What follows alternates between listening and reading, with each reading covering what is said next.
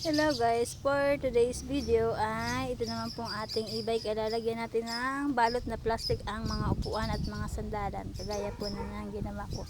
Nagawa ko na po yung mga nasa unahan at saka yung po upuan dyan sa baba. At ngayon na lang po, lalagyan na lang po natin ng plastic itong sandalan sa likod.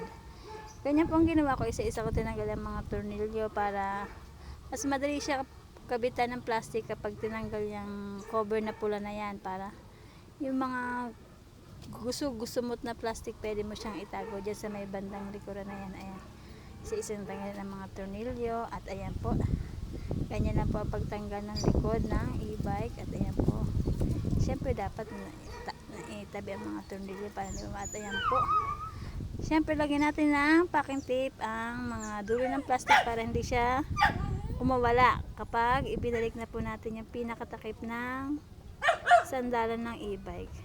Hindi ko na po nakuha ng video yung paglalagay sa upuan kasi medyo mahirap gawin habang nagbibideo. Ayan po, natapos ko na po siya.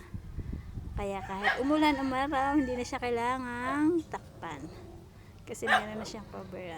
Yun lang po. Thank you po for watching sa aking mga video at sa walang sawang suporta po sa aking mga video. Thank you. Bye bye.